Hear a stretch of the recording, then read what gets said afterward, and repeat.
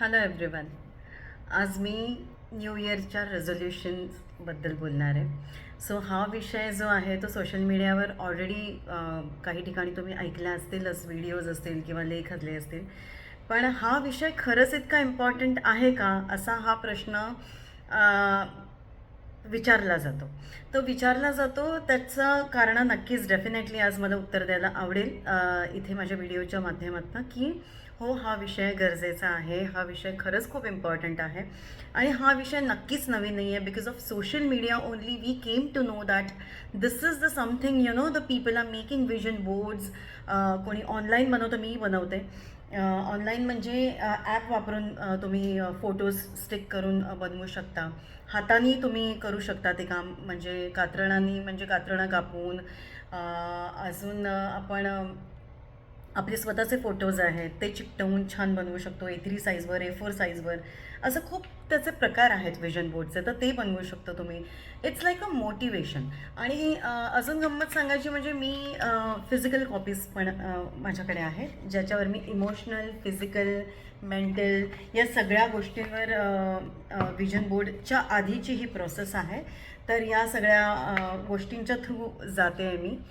तर हे यासाठी बनवलं आहे की सो दॅट की तुम्हाला त्या इमोशन्समध्ये जाता येतं, तुम्हाला नक्की काय करायचं आहे. आणि नवीन वर्षाचं रेझोल्युशन यासाठी बनवायचं की तुम्हाला एक नवीन वर्ष येताना एक नवीन एनर्जी असते. ती नक्कीच नवीन एनर्जी आहे, एन्थुझिएस्टिक असता तुम्ही.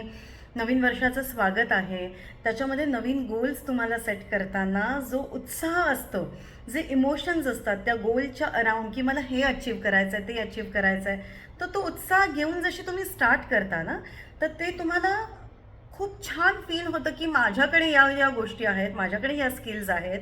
आणि कित्येक प्रसंग किंवा कित्येक चॅलेंजेस त्याच्यामध्ये येतात, पण आत्तापर्यंतसुद्धा आलेले आहेत आणि मी ओव्हरकम करू शकते किंवा करू शकतो. हे तुम्ही या आधीसुद्धा अनुभव घेतलेला आहे. तर आत्तासुद्धा जरी नवीन चॅलेंजेस आले तरी मी ते करू शकतो, हा एक कॉन्फिडन्ससुद्धा तुमच्यामध्ये आलेला असतो आत्तापर्यंतच्या आयुष्याच्या अनुभवामुळे. आणि तो पुढेही तुम्ही जेव्हा कॅरी फॉरवर्ड घेऊन जाता, तेव्हा तो एक वेगळा रिझल्ट तुम्हाला देतो. तुमच्या चेहऱ्यावर एक वेगळी चमक असते, वेगळा आनंद असतो, कारण ते तुम्ही स्वतः अचीव केलेलं असतं, ओव्हरकम करून सगळ्या गोष्टी.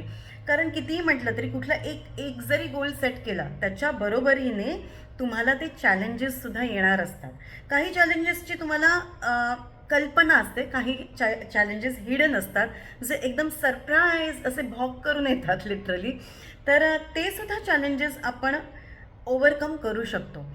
एकदा तुम्हाला या गोष्टी टॅक्टफुली ओव्हरकम करता आल्या, तुम्हाला स्वतःला सेटल डाऊन करता आलं, की नाही ठीक आहे, आता मला थोडासा श्वास घेऊ देत, मला थोडंसं थांबू देत, पॉज घेऊ देत आणि मग मला जाऊ देत. एकदा तुम्हाला या गोष्टी जमायला लागल्या की मग ते अचीव करायला सोपं जातं. आता हे अचीव करताना याच्यामध्ये बरेच कॅटेगरीज आहेत. तर कॅटेगरीजमध्ये एज्युकेशन येतं, करिअर येतं, करिअरच्या अंडर तुमचं जॉब असेल, बिझनेस असेल, काही असेल तुमचं. तुम्ही तिसरी गोष्ट असते ती फॅमिली आहे, तुमचं ड्रीम आहे, जे तुमचं ड्रीम हाऊस असू शकतं. म्हणजे ड्रीममध्ये एक गोष्ट येते की जी तुम्हाला सतत वाटते, की म्हणजे तुम्ही डोळे बंद केले की खूप सुंदरसं असं आजूबाजूला गार्डन आहे, गार्डनच्या मधोमध तुमचं घर आहे, व्हॉट एव्हर तुमचं ड्रीम हाऊस असेल किंवा एखादं ड्रीम अपार्टमेंट असेल. तर मला अगदी खूप टॉप फ्लोअरवर हवं आहे घर माझं, माझं इतकं इतकं BHK असलं पाहिजे. सो जे काही तुमचं ड्रीम हाऊस असेल, फार्म हाऊस असेल, जे काही, तर ते ड्रीमच्या अंडर येतं तुमच्या. तर असे बऱ्याच साऱ्या कॅटेगरीज आहेत. तर याच्यामध्ये लिहिण्याचं कारण असं असतं की येस, हेल्थ आहे, वेल्थ आहे, फायनान्सेस आहेत त्याच्यामध्ये, स्पिरिच्युअल गोष्टी आल्या त्याच्यामध्ये, फन आणि रिक्रिएशन हा एक भाग आहे. कॉन्ट्रीब्युशन तुमचं कम्युनिटीमध्ये किंवा तुमच्या समाजामध्ये तुमचं कॉन्ट्रीब्युशन काय आहे, तर फुल ना फुलाची पाकळी आपण प्रत्येकाने दिलं पाहिजे. तर ते कुठल्या माध्यमातून तुम्ही देता आहात, तर तो सुद्धा एक पॉईंट त्याच्यामध्ये येतो, जे मी आत्ता माझ्यावर काम करते विजन बोर्डवर. त्याच्या आधी मी तुम्हाला मगाशी सांगितलं तसं मी या सगळ्या पेपर्सवर काम करते, जे आहेत ते क्रिएट केलेले विजन बोर्डचे. तर याच्यामध्ये सगळ्या या गोष्टी अंडर येतात. तर तुम्हाला health, wealth, relationship, career, education आणि एज्युकेशन हा भाग तर प्रत्येकाने घ्यावा, वयाची मर्यादा नसावी तिथे, कारण प्रत्येक वयामध्ये आपण काही ना काहीतरी शिकत असतो आणि शिकत राहिला पाहिजे. माझं वय आता एवढं आहे, आता झालं एवढं, काय करायचं आहे, आता मुलं मोठी झाली, हे अजिबात असं म्हणायचं नाही. सतत शिकत राहा, काही ना काही करत राहा आणि त्यासाठी गोल सेटिंग करा. काही लोकं तर अगदी वाचनाची आवड असते, तर वाचनाची आवड आहे तर असे छान त्याच्यामधली टिप्पणी काढा.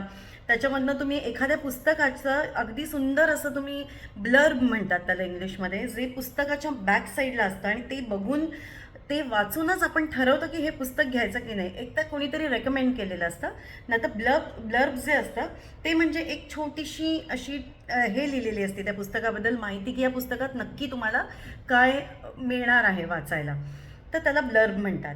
तर ते सुद्धा तुम्ही क्रिएट करू शकता. ते खूप शॉर्टमध्ये असतं, तर तुम्ही त्याचा सारांश म्हणून लिहू शकता, सोशल मीडियावर टाकू शकता. कित्येक लोकांना त्याचा फायदा होईल, ज्यांना वाचायला वेळ होत नाही एवढा एव्हरी डेच्या त्यांच्या रुटीनमध्ये, तर त्यांनासुद्धा तुमची खूप छान मदत होऊ शकते. ही सुद्धा एक तुमची एक छान कॉन्ट्रीब्युशन असू शकतं.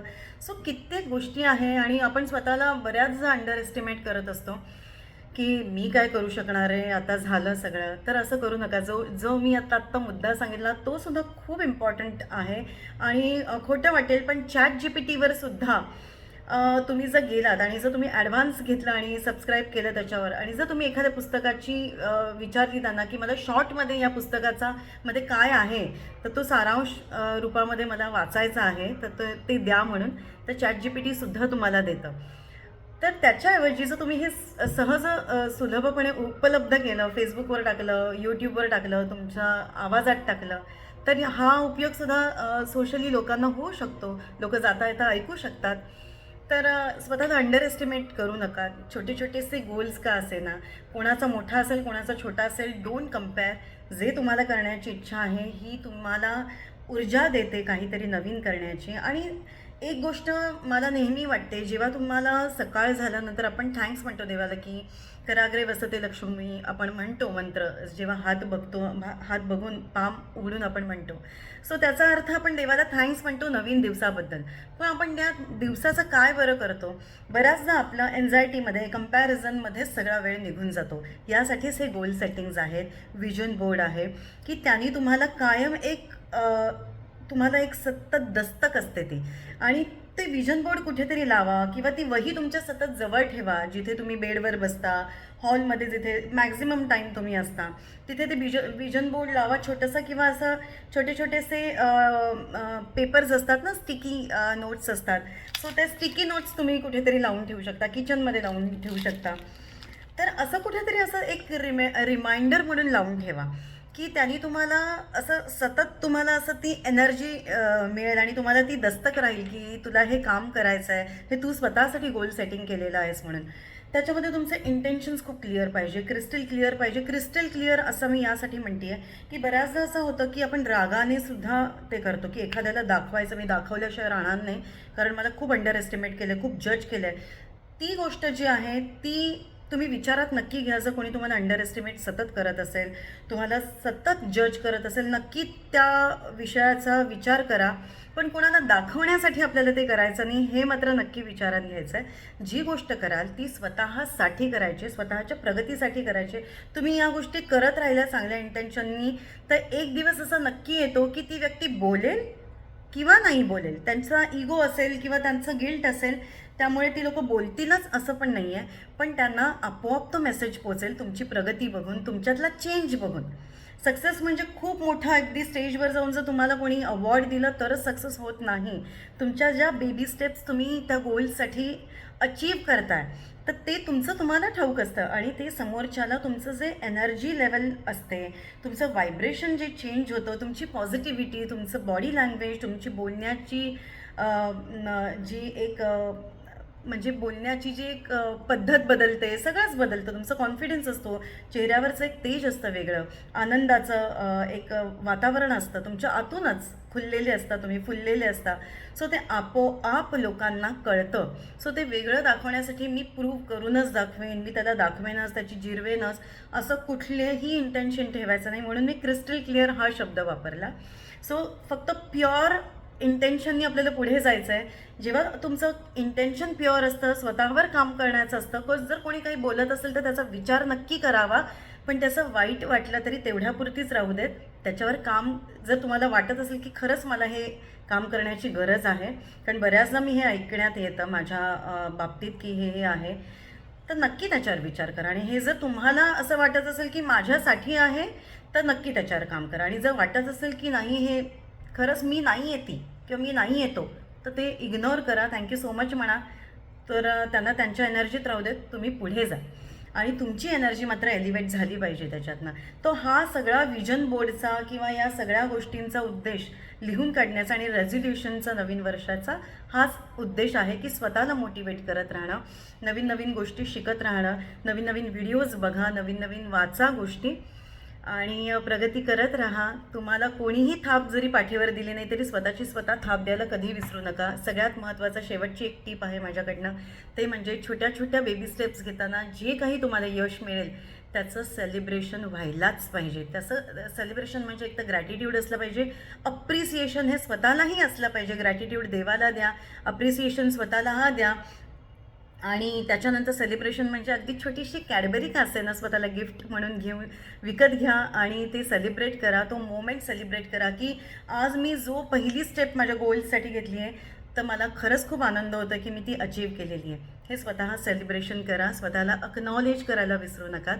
आणि गोल सेटिंग हे खरंच खूप महत्त्वाचं आहे. सो नवीन वर्षाचं रेझोल्युशन नक्की बनवा. आणि तुम्हाला कुठलीही मदत हवी असेल, गायडन्स हवं असेल, don't hesitate to ping me, की पहिला क्लॅरिटी कॉल फ्री आहे आणि मी अजूनही तो फ्री ठेवलेला आहे की जास्तीत जास्त लोक त्याचा फायदा घेऊ शकतील, त्याचा लाभ घेऊ शकतील. सो मला पिंग करा, मेसेज करा आणि I will get back to you definitely. See you soon. Love you all. आणि तुमच्या सगळ्यांच्या हार्मोनियस रिलेशनशिपसाठी माझ्या खूप खूप खूप शुभेच्छा आहेत. Thank you so much for listening to me. Love you all.